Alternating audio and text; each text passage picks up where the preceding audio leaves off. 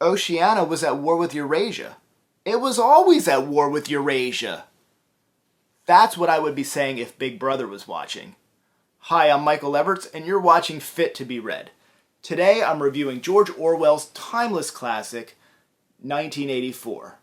This will include spoilers. The main character in this story is Winston Smith. It's through Winston's everyday life that we're introduced to the dystopian world that Orwell has created. It does not take long to realize that we are looking at a nightmare world. Everything you say or think is monitored and scrutinized.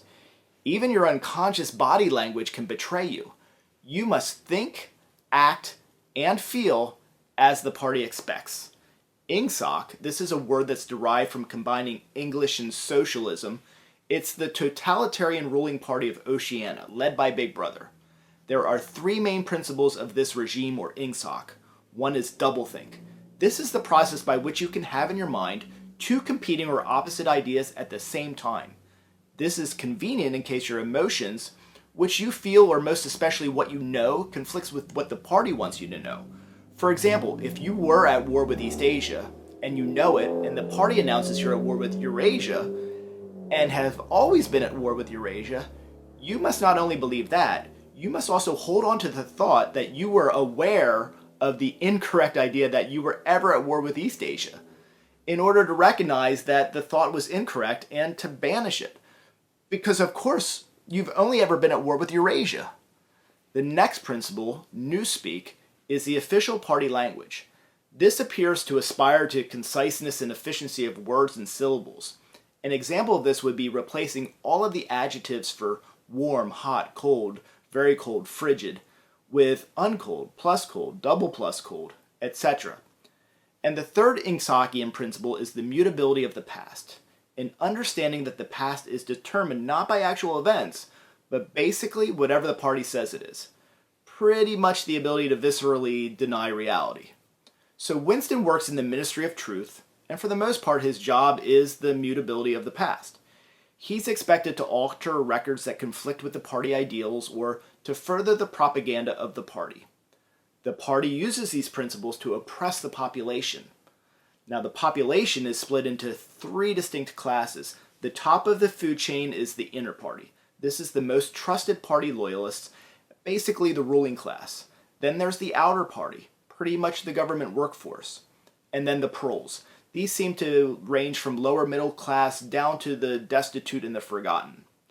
Orwell, through Winston's story, is warning us of the dangers of government surveillance, unchecked propaganda, and limits on freedom and expression. Winston is a government bureaucrat. He has a very unimpressive life. Everywhere he goes, he's surveilled, just like every other citizen except maybe the proles who probably aren't worth the time. The party controls everything. Telescreens and hidden microphones catch every whisper, every look, and they're all over the place.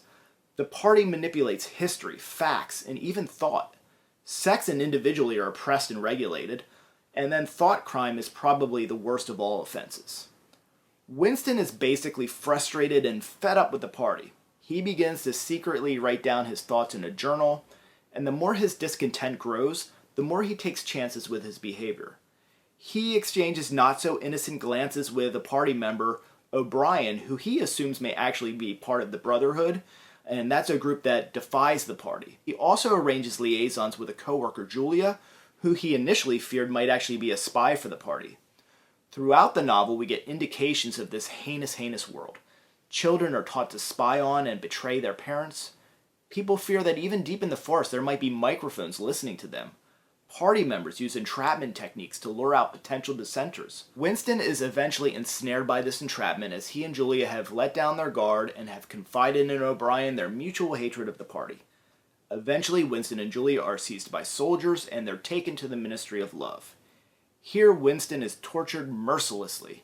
He is starved, brainwashed, and beaten until he is just a shell of his former self and barely even recognizable as a human being. Somehow Winston endures this until the final torture, his worst fear, rats. In a brilliantly written and horrific scene, O'Brien straps a cage of giant, lunging, hungry, aggressive rats to Winston's head, Knowing full well he was seconds from rats devouring his face, eyes, tongue, etc., Winston shouts out, "Do it to Julia, not me, tear her face off, strip her to the bone." It was the only thing he could think of, to put someone else between him and the absolute horror of the impending rat feast. This was what O'Brien wanted, Winston to turn on the woman he loved. Winston was broken. He was eventually released a broken man and ready to live for the party and to learn to love Big Brother. This story, written in 1949, lives on. A number of generations no doubt have claimed it as a warning for their time, and parallels are made. No doubt we can also apply this to our current fears of surveillance, propaganda, and censorship.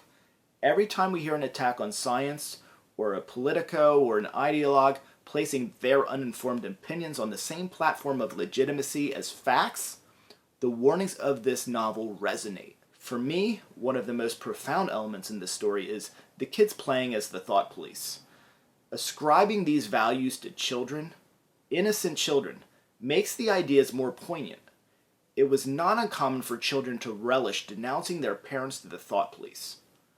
Most impressive in the writing is Orwell's complete commitment to pasting fear all over his warning. Orwell does not pull punches. The scenes of torture go from brutal to brutaler to brutalist. When you think, certainly this is too much, and you would expect any other author to feel that they've accomplished the right sense of terror and can now pull back and let the reader or audience exhale and breathe, there is no presence of this in 1984. It also elicits you to imagine that Orwell has contemplated his own worst fears of torture and what his specific individual worst torture would be.